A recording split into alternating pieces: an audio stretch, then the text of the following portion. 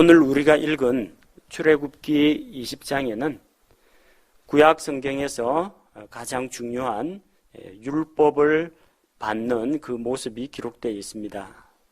하나님께서 구약 성경을 통해서 여러 가지 율법을 세우셨지만 그 가운데 가장 대표적인 것이 10가지 명령, 10계명이라고 할 수가 있습니다. 이 10계명이 어떻게 주어졌는지 다시 한번 설명을 드리겠습니다. 하나님께서는 이집트에서 나온 이스라엘 자손들을 하나님께서는 은혜로 다루셨습니다. 그들에게 어떤 짐을 부여하신 것이 아니라 하나님께서 그들에게 선을 베푸셨고 또 언제나 그들의 필요한 것들을 공급해 주시고 은혜를 주셨습니다. 그러나 이스라엘 백성은 하나님의 은혜를 받으면서도 그것을 감사히 여기지도 않고 하나님께 영광을 돌리지도 않았습니다. 오히려 정말로 하나님이 살아계시는가? 과연 하나님께서 우리 가운데 계시는가 그렇지 않은가 우리가 보겠다. 거듭거듭 하나님을 시험했습니다. 그래서 하나님께서는 그들에게 명백한 규례와 지침을 주기로 작정하셨습니다. 그래서 하나님께서 율법을 세우시고 그들이 과연 이 율법을 지키는지 지키지 않는지 그들을 시험하겠다고 하셨습니다. 율법을 주신 목적은 그들로 하여금 하나님의 거룩한 수준을 알게 하시고 또 무엇이 옳고 그른지 판단하고 분별할 수 있는 기준으로 주셨고 또 그들로 하여금 그들이 이 모든 율법을 결코 다 지킬 수 없는 연약한 죄인들이라는 것을 깨닫도록 하기 위해서 그리고 구원자이신 주님을 바라보도록 하기 위해서 율법을 주신 것입니다. 그래서 이제 하나님께서 시내산에서 이스라엘 백성과 언약을 세우시고 시내산 언약, 모세의 언약을 그들에게 주십니다. 너희가 내 말을 듣고 내가 너희에게 주는 이 모든 명령을 지켜 행하면 너희는 내게 특별한 보물이 될 것이요 제사장 왕국이 될 것이요 거룩한 민족 하나님의 백성이 될 것이라고 말씀하셨습니다. 그리고 이 언약을 세우는데 모세가 대표로 시내산에 올라가서 하나님의 율법을 받습니다. 하나님께서 그들에게 이 율법을 주신 이유는 하나님께서 그들의 구원자가 되시기 때문입니다. 하나님께서는 이스라엘을 이집트 땅, 그 속박의 땅에서 데리고 나오셨습니다. 그들을 자기 백성으로 삼으시고 또 그들의 구원자로서 하나님께서 명령을 하셨습니다. 하나님께서는 이 율법을 제정하고 자기 백성에게 이 율법을 가르칠 권세가 있습니다. 그래서 1절과 2절에서 하나님께서 이 율법을 말씀하신 그 근거가 무엇이냐? 나는 너를 이집트 땅, 곧 속박의 집에서 데리고 나온 주 내 하나님이다. 따라서 그 하나님으로서의 권위 또 이스라엘 백성의 왕으로서의 권위로서 이 명령을 주신 것입니다. 10가지 명령이 주어져 있는데 전체적으로 하나씩 살펴보도록 하겠습니다.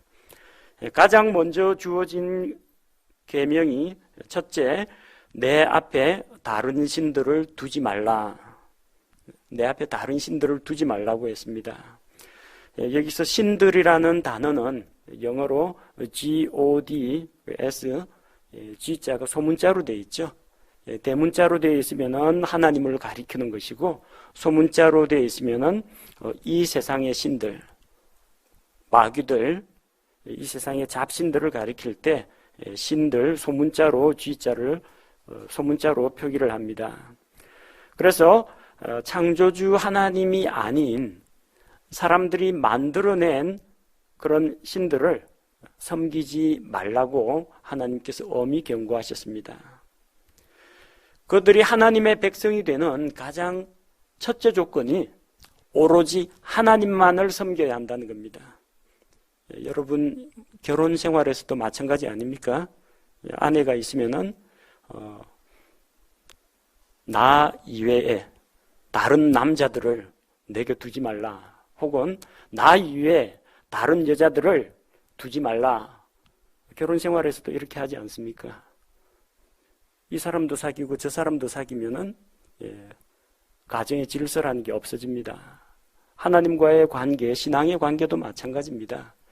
하나님만을 섬겨야지. 하나님도 섬기고 필요할 때는 다른 데 가서 점도 보고, 이건 신앙이 아니라는 겁니다.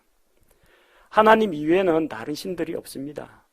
사람들이 만들어낸 헛된 그런 신들이나 있고, 또 사람들을 속이는 이런 마귀들이나 있지, 절대자로서의 신은 주 여호와 하나님, 한 하나님이 계실 뿐입니다. 그래서 다른 신들을 하나님 앞에서 두지 말라는 것입니다. 가장 첫째 되는 조건입니다. 두 번째는 형상을 만들지 말라, 우상을 만들지 말고 우상을 섬기지 말라는 이야기입니다. 로마 가톨릭 10계명에는 요 제2계명이 빠져 있습니다. 우상을 만들지 말라는 게 없어요. 왜냐하면 그 계명을 그대로 뒀다가는 어떻게 돼요? 자기들 성당 앞에다가 마리아상 세우고 그러는데, 그리고 성인들 베드로 동상도 세우고 그러는데 당장에 자기들 모순에 빠지게 되겠죠. 그래서 10계명을 하나 지웠습니다. 우상 숭배에 대한 거는 지워버렸습니다. 대신에 10계명 마지막에 나오는 구절을 둘로 나누어 가지고 10번째 계명을 둘로 나누어 가지고 9계명하고 10계명으로 만들어서 10개 계명 숫자만 채워놨습니다.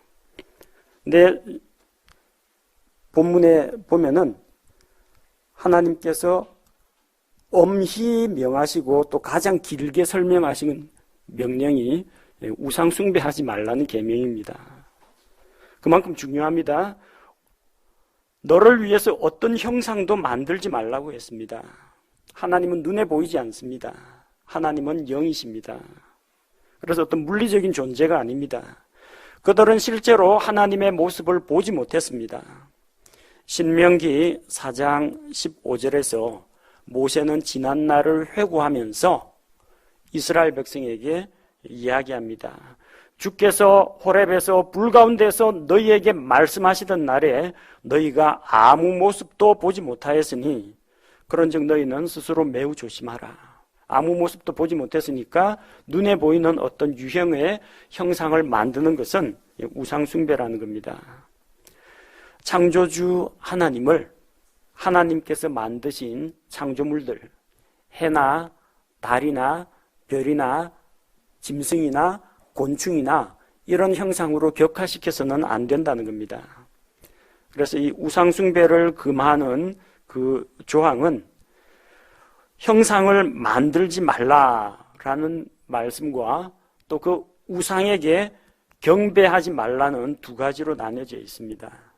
5절에 나오죠. 그것들에게 절하지 말고 난 안 만들었습니다 할지라도 다른 사람이 만든 우상에 가서 절을 하거나 섬기면 안 된다는 겁니다. 왜냐하면 주 하나님께서는 질투하는 하나님이십니다. 질투라는 단어를 하나님께 쓸 수 있느냐? 어떻게 하나님처럼 거룩한 분을 쪼잔하게 질투나 하는 그런 분으로 격화시키느냐 할지 모르지만 하나님께서 스스로 말씀하셨습니다. 주 내 하나님은 질투하는 하나님이니라. 본인 입으로 말씀하셨습니다. 하나님은 질투하십니다. 어떤 질투를 하시느냐? 남을 미워하고 시기하고 경쟁하는 질투가 아닙니다.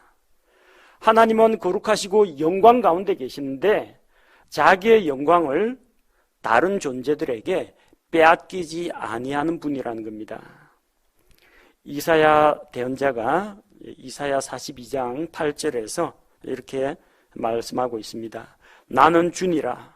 그것은 내 이름이니라. 나는 내 영광을 다른 자에게 주지 아니하며 내 찬양을 새긴 형상들에게 주지 아니하리라. 하나님께 돌아가야 할 경배와 찬양을 말하지도 못하고 듣지도 못하고 냄새도 못 맡고 움직이지도 못하고 아무런 능력도 없는 나무나 돌이나 금이나 은이나 노수로 만든 그런 우상들에게 하나님께서 자기 영광을 뺏기지 않으시겠다는 겁니다. 그래서 하나님은 질투하시는 하나님이다. 이것을 명심해야 하고, 자, 또 6절 말씀해 보니까 5절과 6절에 또한 경고의 말씀이 나오죠. 나는 나를 미워하는 자들에게는 아버지들의 불법을 자손들에게 벌하여 3, 4대까지 이르게 하거니와 나를 사랑하고 내 명령들을 지키는 수천의 사람들에게는 긍휼을 베푸느니라. 이건 경고의 말씀입니다. 하나님을 사랑하고 곧 다른 신들을 제하여버리고 오로지 하나님께만 경배하고 우상을 멀리하는 이런 신실한 자가 있고, 하나님의 미워하시는 일들을 하는 자들이 있다는 겁니다. 하나님 이외에 다른 신들을 둔다거나 아니면은 헛된 우상에게 경배하는 자들, 거기에 대한 보상과 형벌이 분명히 따르게 됩니다. 하나님께서 말씀하십니다. 아버지들의 불법을 자손들에게 벌하여 3, 4대까지 이르게 한다고 했습니다.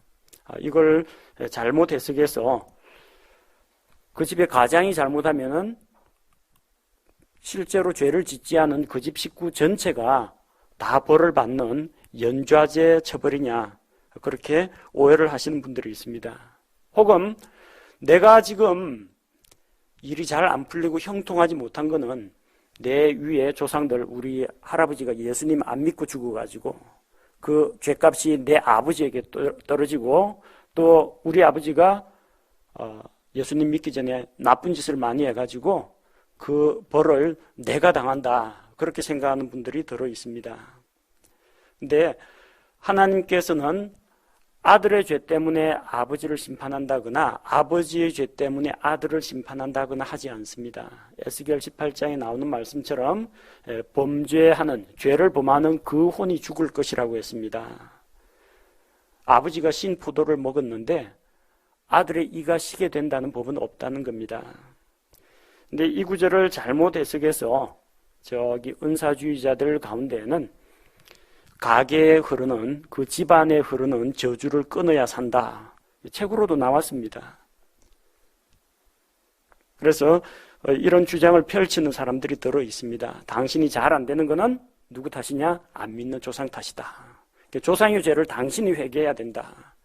그리고 가계에 대대로 내려오는 그 저주를 끊어야만 살 수 있다.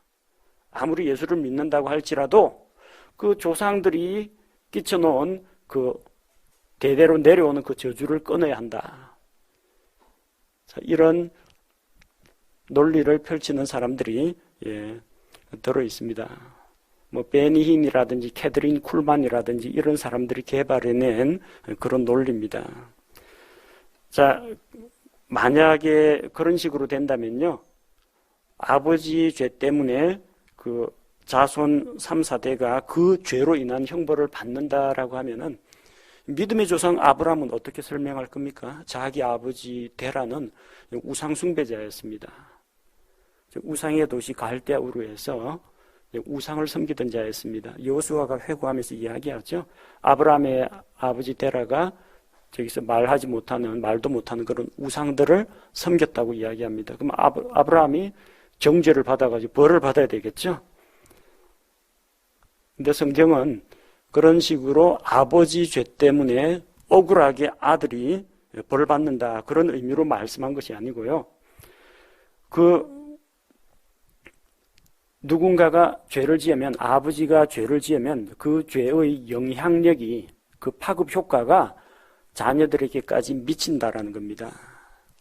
비록 그 부모가 죄를 지었다가 죄에 대해서 용서를 받았다 할지라도 그 영향력은 자손에게 영향을 미칠 수 있다는 겁니다.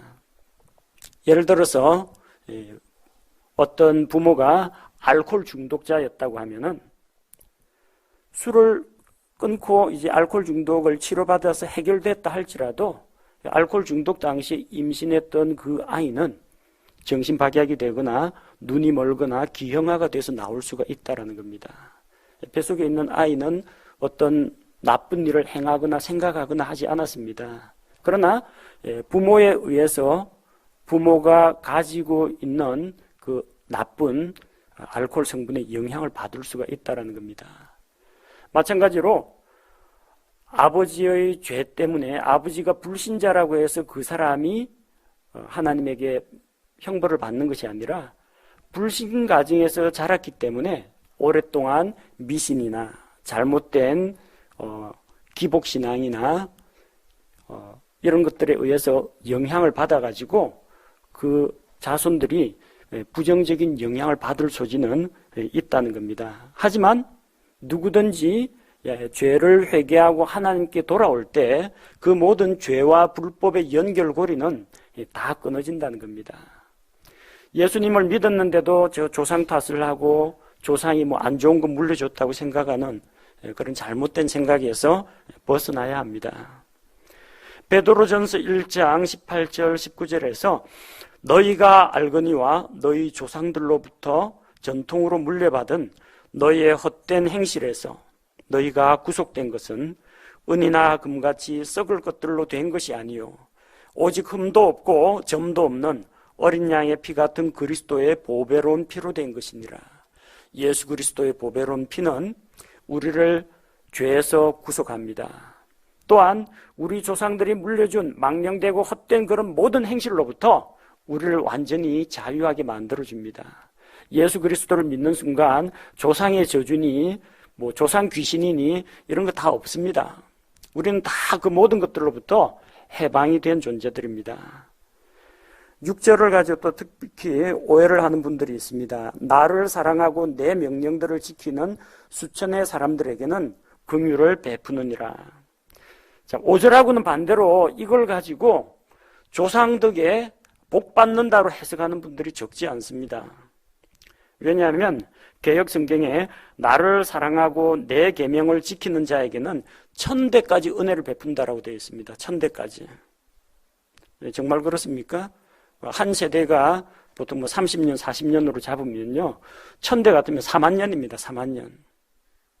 4만 년, 지금 지구 만들어진 지 10,000년도 채 안 됐습니다. 4만 년 동안 무사태평하게 잘 먹고 잘 산다는 겁니다. 정말 그래요? 그럼 잘 믿는 조상 한 명만 두면은 4만 년 동안 그 후손들은 걱정 안 해도 됩니까? 하나님께서 하나님을 사랑하고 계명을 지키는 자에게 1000대까지 복을 준다는 이야기가 아니고요. 6절이 수식하는 걸 잘 보십시오. 나를 사랑하고 내 명령들을 지키는 수천의 사람들입니다. 나를 사랑하고 내 명령을 지키는 사람들의 수천 대 후손이나 수만 대 후손이 아닙니다. 어떤 수천의 사람들요? 하나님을 사랑하고 그 명령을 지키는 바로 그 사람이 하나님의 은혜를 입는다라는 겁니다. 아브라함이 비록 안 좋은 아버지를 두었습니다. 뭐 그 집안에 태어난 게 자기 뜻대로 태어난 건 아니죠. 하지만 하나님의 약속, 하나님의 말씀을 받은 다음에는 갈대아우르를 떠나 나왔습니다. 믿음으로 하나님의 말씀을 붙잡고 갔습니다. 그리고 하나님을 사랑하고 하나님의 명령을 따랐습니다. 이 세상 모든 사람들이 다 죄인인데 그 가운데 정말로 하나님을 사랑하고 하나님의 명령을 지키는 자의 숫자는 그렇게 많지가 않다는 겁니다. 그런 소수의 사람들, 불과 수천의 사람들에게는 하나님께서 긍휼을 베푸시고 은혜를 주신다는 이야기입니다. 하나님을 잘 믿고 사랑하는 자의 후손들 수천 명이나 수천 대가 아닙니다.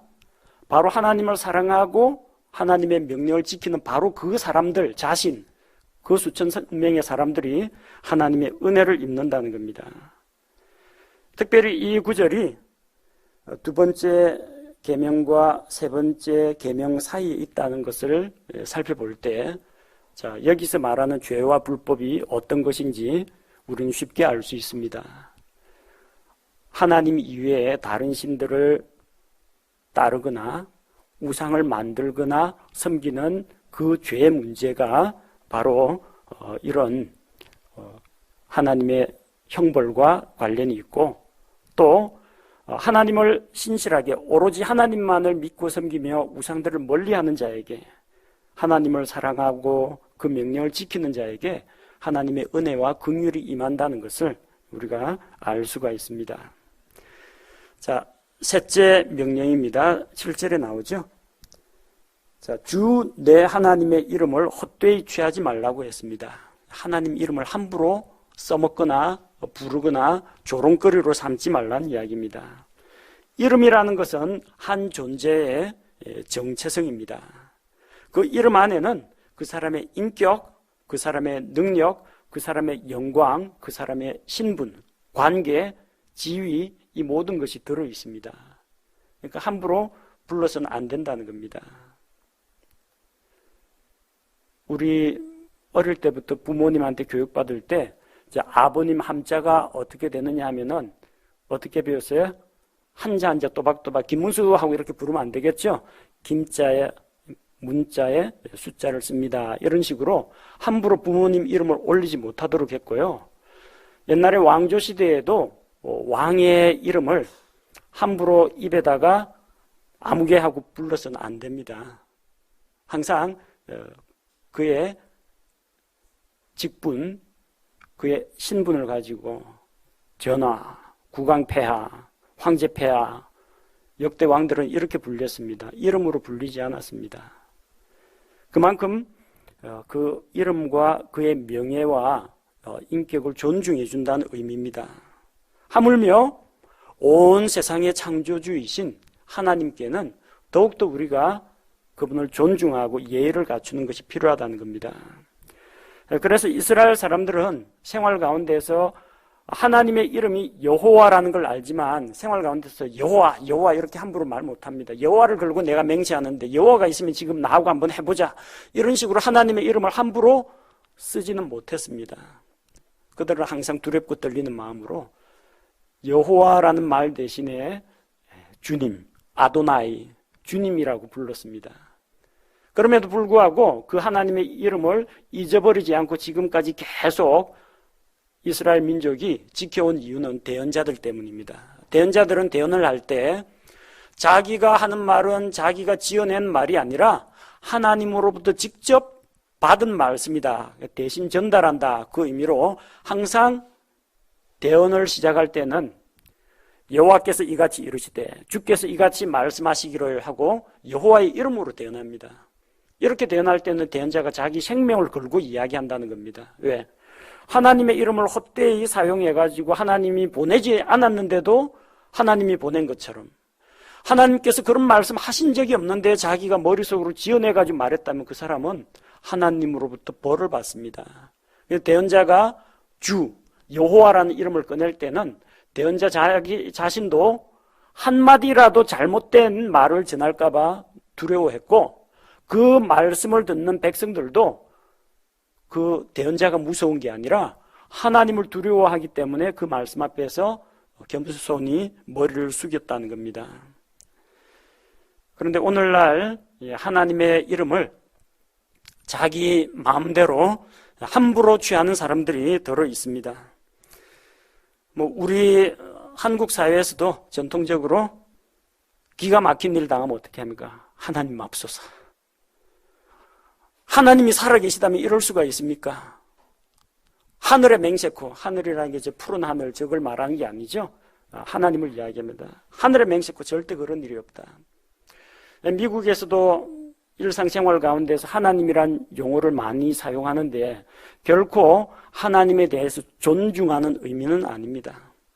깜짝 놀랄 만한 그런 기쁜 일이 생기거나 아니면 너무 슬픈 일이나 비통한 일, 어떤 참사가 일어났을 때 오마이갓 합니다. 오마이갓. 거기서 하나님을 찾는다는 겁니다. 신앙으로서 하나님을 찾는 게 아니라 입버릇처럼 오마이갓 하면서 감탄사로 쓰고 있다는 겁니다. 자기 기분 드러내는데 하나님을 쓴다는 겁니다. 그리고 우리 주 구원자이신 예수 그리스도의 이름이 그쪽에서는 욕입니다. 욕. 지저스 크라이스트 하면은 제기랄 이런 뜻이거든요. 안 좋은 용어로 쓰입니다. 그리고 까땜 저주받을 놈 이런 식으로 욕하는데도 꼭 하나님을 넣어가지고 사용한다는 겁니다. 이런 거 조심해야 돼요. 우리도 하나님 이름 가지고 농담을 하거나 하나님 이름을 가벼이 다루는 그런 일이 있으면 곤란하다는 겁니다. 십계명에서 하나님께서 엄중하게 경고를 하셨습니다. 자, 그 다음 네 번째 명령입니다. 넷째 명령은 안식일에 대한 명령입니다. 안식일을 기억하여 거룩히 지키라고 하셨습니다. 그날을 기억하고 거룩하게 지켜야 합니다. 기억 못하는 사람 없죠? 일주일에 한 번씩 돌아오는, 주기적으로 돌아오는 날이기 때문에 다 기억하고 있는데, 그날을 의미를 부여해서 거룩하게 지키라고 했습니다. 그럼 어떻게 하는 것이 안식일을 지키는 것이냐?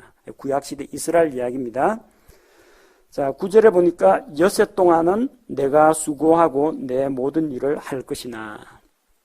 이게 중요합니다. 많은 사람들이 7분의 1만 지키고 7분의 6은 안 지킵니다. 일주일 중에 하루 일 안 하고 쉬는 거, 그건 뭐 쉽다. 아무 일 안 하고 그냥 놀고 쉬면 되지 않느냐. 7분의 1만 지킵니다. 근데 안식일에 대한 명령은 더 큰 부분이 7분의 6에 해당하는 것이 있습니다. 여세 동안 수고하고 열심히 일하는 겁니다. 여세 동안 열심히 수고하고 일하는, 이것도 하나님의 명령으로 들어가 있습니다. 그래서 우리는 자꾸 쉬는 쪽에다 초점을 맞추는데요. 하나님께서 여세 동안 세상을 창조하면서 일을 하셨습니다. 그래서 우리도 여세 동안 일하는 거에 무게를 둬야 됩니다. 그리고 하루를 특별히 구별해서 하나님 앞에서 안식하면서 예배하는 그런 날로 삼아야 한다는 겁니다. 10절 말씀해 보니까 일곱째 날에는 하나님의 안식일인즉 자기뿐만 아니라 자기 가족들, 아들이나 딸이나 남종이나 여종이나 심지어 가축들도 또 자기 집 문 안에 들어온 나그네라고 할지라도 아무도 일을 해서는 안 된다고 말씀하셨습니다. 왜 이렇게 안식일을 지켜야 하느냐? 이것은 하나님으로부터 비롯된 겁니다.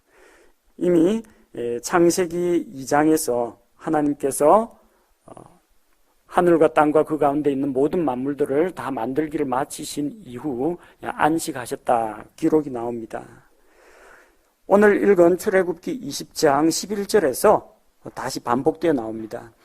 엿새 동안에 주가 하늘과 땅과 바다와 그것들 안에 있는 모든 것을 만들고 일곱째 날에 안식하였느니라. 그러므로 주가 안식일을 복되게 하여 그날을 거룩하게 하였느니라. 자, 안식일을 왜 하나님께서 세우셨느냐? 6일 창조하고 관련이 있습니다. 엿새 동안에 세상을 창조하셨고 하루 쉬셨다는 겁니다. 엿새는 그냥 글자 그대로 엿새입니다. 24시간씩 24시간짜리 하루가 6번, 그게 엿새입니다. 다른 진화론자들이 이야기하는 것처럼 엿새가 뭐 6억 년이나 60억 년, 6천만 년 이런 게 아니라는 겁니다. 만약 그러면 어떻게 될까요? 만약에 이 엿새라는 것이 6억 년이라고 하면요, 우리도 6억 년 동안 일하고 1억 년 동안 쉬어야 됩니다. 하루가 억년이라고 하면 그런 식으로 계산할 수밖에 없다는 겁니다. 그러나 하나님께서는 분명히 여기서 엿새 동안이라고 성경에서 말씀하셨습니다. 엿새 동안 6 days, 하루 24시간, 유대인들 계산으로는 해 떨어질 무렵부터 시작해가지고 저녁과 밤과 아침과 낮이 지나가 다음날 저녁까지가 딱 정확하게 24시간 하루입니다. 그게 6번 있으면은 엿새입니다. 주께서 엿새 동안 천지 만물을 다 창조하셨습니다. 뭐뭐 창조하셨어요? 하늘과 땅과 바다와 그것들 안에 있는 모든 것이라고 되어 있습니다. 따라서 우리는 세상이 2번 창조되었다는 것은 믿지 않습니다. 6일 창조를 믿습니다. 자, 그리고 하나님께서 그렇게 모든 것을 창조하시고 완성하셨기 때문에 우리도 엿새 동안 일주일간 할 일들을 다 마무리 짓고 하루를 쉬라고 말씀하신 겁니다. 주께서 7째 날에 안식하셨습니다. 또 안식일을 복되게 하셨고 안식일을 거룩하게 하셨습니다. 이 안식일의 계명은 하나님께서 이스라엘 민족에게 주신 것입니다. 우리는 그래서 유대인들처럼 토요 안식일을 별도로 지키지 않습니다. 그럼 일요일 안식일을 지키느냐? 우리는 일요일도 안식일로 지키지는 않습니다. 율법에서 말하는 그런 안식일을 지키지 않습니다. 다만 일주일 중에 하루를 따로 떼어서 하나님께 예배드리고 또 성도들과 교제하는 날로 삼고 있습니다. 또 그날 온종일 교회만 붙어 있으라는 이야기도 아니고요. 모처럼 가족들하고 대화도 나누고 산책도 나가고 쉼을 얻는 그런 시간으로 하루를 떼어두고 있습니다. 유대인들은 율법에 기록된 대로 6일 창조가 끝난 그 다음 날을 안식일로 삼아서 지켰고, 신약교회 성도들은 이런 율법에 의해서 제한을 받지 않습니다.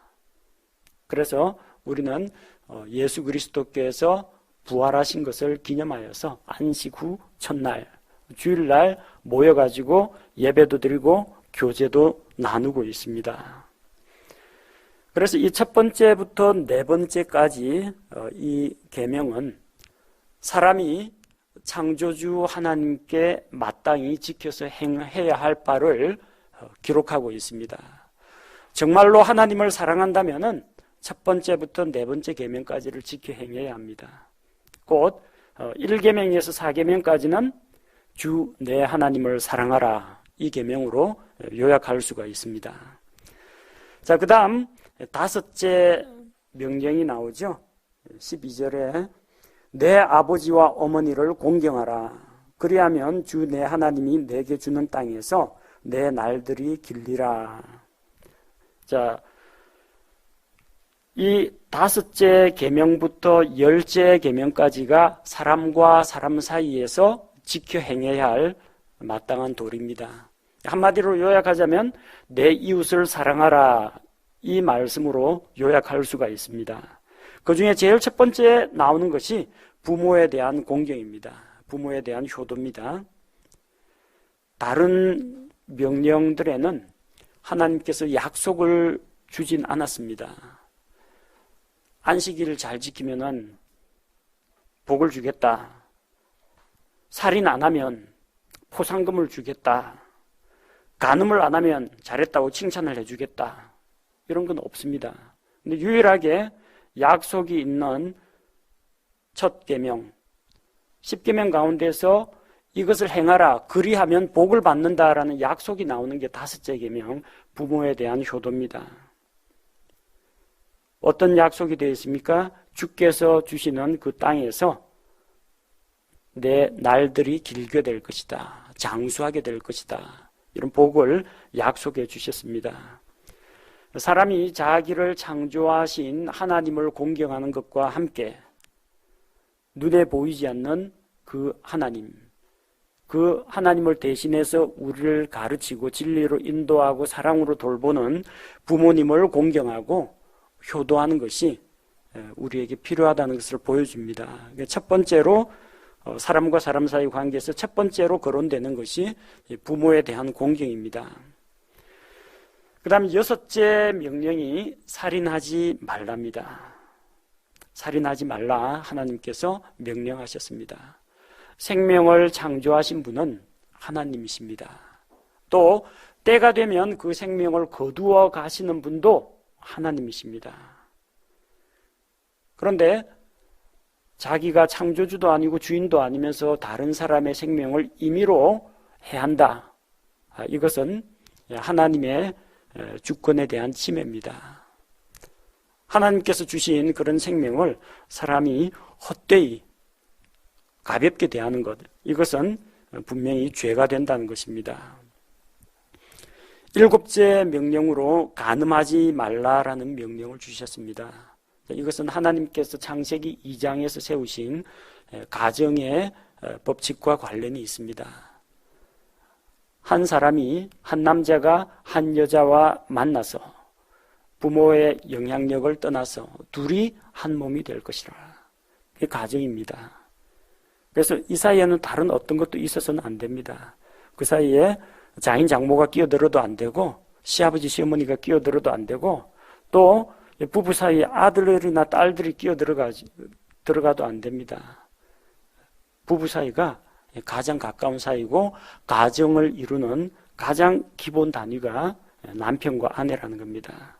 자, 그래서 남편과 아내로서 각자 서로에 대한 본분을 다하는 것이 필요합니다. 여덟째가 도둑질하지 말라. 도둑질하지 말라. 남의 것을 훔치지 말라는 겁니다. 하나님께서는 사람이 자기가 열심히 일해서 자기에게 필요한 것들을 공급하고 자기 가족들을 부양하도록 하셨습니다.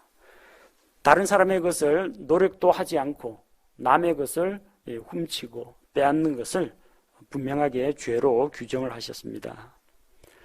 아홉째는 이웃을 대적하여 거짓 증언하지 말라고 했습니다. 흔히 거짓말하지 말라 우리가 이렇게 요약해서 이야기하는데, 특별히 이웃을 대적하는, 다른 사람을 모욕하고 모함하고 중상모략하는 그런 거짓 증언을 말합니다. 부드러운 혀는 단단한 뼈를 꺾습니다.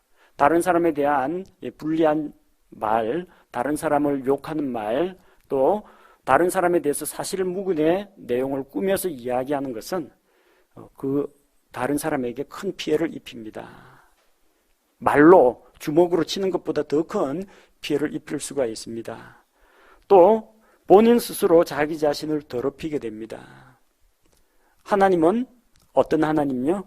신실하시고 거짓말하지 아니하시는 하나님입니다. 거짓말한다는 것은 신실하신 하나님의 성품에 대해서 반역하는 행위이기 때문입니다. 10번째는 이웃의 소유를 탐내지 말라고 했습니다. 이웃의 집을 탐내지 말라. 이웃의 아내나 남종이나 여종이나 소나 낙이나 내 이웃의 소유 중 아무것도 탐내지 말라고 했습니다. 골로새서 3장 5절에서는 탐욕, 탐심을 품는 것은 우상숭배라고 했습니다. 그래서 물건에 대한 그런 욕심, 이것이 결국은 첫 번째, 두 번째에서 이야기했던 하나님보다도 물질을 더 숭배하고 물질을 더 좋아하고 거기에다가 애착을 두는 것은 우상숭배입니다. 그래서 이렇게 10가지 명령을 하나님께서 주셨습니다. 백성들은 주를 두려워해서 멀리 떨어져 섰습니다. 하나님께서 임재하실 때 천둥이 치고 번개가 번쩍이고 나팔 소리가 길게 울려 퍼지고 또 연기와 구름이 가득했습니다. 그 가운데서 하나님의 위엄과 영광이 나타났습니다. 백성은 하나님의 음성을 듣고 두려워했습니다. 그래서 모세에게 부탁합니다. 하나님과 우리 사이에 당신이 중재자 역할을 해서 하나님이 제발 우리에게 직접 이야기하지 않도록 해달라고 했습니다. 요즘 은사주의자들하고는 정반대죠. 요즘 은사주의자들은 주님, 제 귀에 직접 이야기해 주십시오 하고 주님의 음성을 들려주십시오 하고 자꾸 주님의 음성을 듣는 법 그런 거 훈련하고 그러는데, 진짜 하나님께서, 거룩하신 하나님께서 우리에게 직접 말씀하면요, 하나님께서 세우신 대언자나 하나님의 말씀을 맡은 자가 아니면요, 그 자리에서 죽습니다. 당신이 우리에게 말씀하시고 하나님께서 우리에게 직접 말씀하지 않도록 해달라고 합니다. 왜냐하면 우리가 죽을까 염려합니다. 신명기 5장 25절에서 우리가 우리 하나님의 음성을 더 들으면 죽으리이다. 하나님의 거룩하심과 그분의 위엄 앞에서 압도당해가지고 하나님 말씀이 듣기 싫다는 이야기가 아닙니다. 너무나 두렵고 놀라워가지고 계속 듣고 있다가는 자기들이 죽을 것 같다고 생각했습니다. 그래서 당신이 가서 하나님의 말씀을 듣고 그대로 우리에게 일러달라고 한 겁니다. 모세가 백성에게 답변합니다. 너희는 두려워하지 말라. 하나님께서 이스라엘을 시험하려고 임하셨다는 겁니다. 이스라엘로 하여금 하나님은 살아계신다. 하나님은 분명히 계신다. 있다? 없다? 하나님은 있다. 또 하나님은 이스라엘 백성과 언약을 세우셨다. 하나님은 이스라엘 가운데 거하신다. 이걸 직접 보여주신다는 겁니다. 왜 그렇게 했어요? 광야에서 물이 없을 때, 먹을 게 떨어졌을 때 뭐라고 했습니까? 정말로 하나님이 우리 가운데 계시는가? 자꾸 이런 의문을 던졌지 않습니까? 다시는 그런 의문을 품지 않도록 하나님이 너희 가운데 직접 있다는 걸 보여주마. 하나님이 영광 중에 모습을 드러내셨습니다. 자, 이렇게 해서 이제 하나님의 그 영광과 위엄을 보았으니까 마음속으로부터 주님을 두려워하고 주께 죄를 짓지 않도록 하기 위해서 하나님이 임재하셨다는 겁니다. 자, 21절 백성은 멀리 섰고, 원래는 산 주변에다가 경계를 치고 아무도 가까이 접근하지 말라고 했는데 아무도 그 경계에 넘어가는 사람이 없습니다. 전부 경계선 밖으로 한참 뒤로 멀리 물러섰습니다. 누가 시킨 것도 아닌데 멀리 물러서고, 모세는 하나님께서 계시는 짙은 어둠으로 가까이 나아갔습니다. 그리고 하나님께서 또 모세에게 이르십니다. 제단을 만드는 것에 대한 법을 일러주십니다. 이스라엘 자손에게 이같이 말하기를, 내가 하늘로부터 너희에게 말한 것을 너희가 보았는데 너희가 아무 형상도 보지 못했으니까 나를 어떤 창조물에 비겨서 빗대어서 은이나 금이나 나무나 돌이나 노수로 형상을 만들지 말라고 하셨습니다. 하나님은 보이지 않는 하나님이십니다. 그래서 눈에 보이는 자기들이 알고 있는 이 동물이나 식물이나 아니면은 천체나 이런 모습으로 형상화해서는 안 된다는 겁니다. 그리고 제단을 만들 때에는 흙으로 제단을 쌓고 그 위에 희생물을 드리라고 했습니다. 다듬은 돌로 제단을 만들지 말라고 했습니다. 이교도들은 돌을 다듬어 가지고 제단을 만듭니다. 마치 피라밋을 만드는 것처럼 이 돌을 매끈하게 다듬어 가지고 단을 쌓습니다. 그런데 그렇게 자기들이 손으로 만든 어떤 돌, 이런 것들로는 하나님께 희생물을 드리지 말라고 했습니다. 왜 그렇습니까? 자기들의 공로, 자기들의 어떤 노력, 이런 것으로 하나님께 가까이 나아오지 못하도록 하신 것입니다. 만약 돌로 제단을 쌓으려거든 하나님께서 자연에 창조하신 그대로의 돌, 그걸 사용하라고 했습니다. 제단은 돌을 쌓아서 만들었습니다. 물론 나중에 하나님께서 성막을 만들고 솔로몬 성전을 지은 다음에는 놋 제단에서 희생물을 드리도록 했습니다. 열왕기상 18장 32절에 보니까 원래 예루살렘에 성전이 있는데 희생물 드리려면 거기서 희생물을 드려야 됩니다. 놋으로 만든 제단이 있기 때문에. 그런데 밖에서 희생물을 드려야 할 일이 있을 때 갈멜산에서 엘리야가 하나님께 번제물을 드릴 때 어떻게 했습니까? 주의 이름으로 돌들로 제단을 쌓았습니다. 돌을 정으로 쪼아가지고 깎아서 만든 게 아니고요. 돌들로 제단을 쌓고 거기에다가 헌물을 드렸습니다. 또한 하나님의 제단에 계단을 통해서 제단에 올라오지 말라고 했습니다.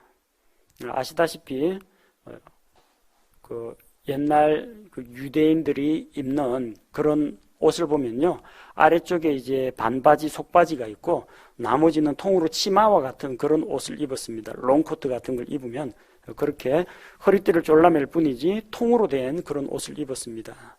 근데 제단 위에 올라간답시고 계단을 통해 제단에 오르게 될 경우 그 앞에서 하체가 드러나게 된다는 겁니다. 하나님께서는 사람들이 하나님 앞에서 복장을 갖춰 입고 자기의 부끄러운 것이 드러나지 않기를 원하십니다. 그래서 아담과 이브가 벌거벗었을 때에도 짐승의 가죽으로 가죽옷을 만들어 입히셨습니다. 부활하신 주님이 갈릴리 해변에 나타났을 때 요한이 보고 주님이시다 그러니까 베드로가 어부의 겉옷을 취해서 입고, 어부 일할 때는 땀도 나고 하기 때문에 우통 벗고 일합니다. 고기잡이 할 때는. 그러나 베드로가 주님께 나올 때는 어떻게 했습니까? 어부의 덧옷을 걸친 다음에 바다로 뛰어들었습니다. 군대 마귀가 들린 어떤 사람이 있었습니다. 그는 마귀에게 들려가지고 옷을 걸치지 않았습니다. 사람들이 옷을 줘도 갈기갈기 찢고 벌거벗고 지냈습니다. 마귀 들린 자가 하는 일입니다. 그러나 주님께서 그 군대 마귀들을 다 내쫓아 주시니까 그가 정신을 차리고 옷을 갖추어 입고 주님 앞에 앉았습니다. 주님 앞에 몸을 드러내는 것 조심해야 됩니다. 우리 교회는 뭐 특별한 복식에 대한 그런 규정 같은 건 없습니다. 그런 단정하게 입으시면 됩니다. 지나치게 쫙 달라붙는 옷을 입어가지고 몸매를 과시한다든지 여러 형제들을 시험에 들게 한다든지 몸이 가슴이 심하게 파진 옷을 입는다든지 이런 건 하나님 보시기에도 좋지 않고 다른 성도들 사이에서도 덕을 세우지 못한다는 겁니다. 자, 오늘 십계명과 함께 하나님께서 주신 이런 명령들, 하나님의 영광과 위엄에 대해서 같이 살펴보았습니다. 하나님께서 대표적인 10가지 명령을 주셨는데 2가지로 요약할 수가 있습니다. 전반부 4가지는 하나님 사랑입니다. 후반부 6가지는 이웃 사랑입니다. 한마디로 요약하면 사랑은 율법의 완성이라는 겁니다. 하나님을 사랑하고 이웃을 사랑하는 자는 율법을 다 성취하였다고 볼 수가 있습니다. 이스라엘 자손은 영광 가운데 나타나신 그 주님의 영광과 위엄을 보고 크게 두려워했습니다. 공포심에서 두려워한 게 아니라 그 위엄 앞에서 무릎을 꿇고 경배했다는 이야기입니다. 주님을 두려워해야 됩니다. 주를 두려워할 때 악한 길에서 떠나고 죄를 멀리하게 됩니다. 잠언 16장 6절 말씀, 긍휼과 진리로 말미암아 불법이 정결하게 되며 주를 두려워함으로 말미암아 사람들이 악을 떠나느니라.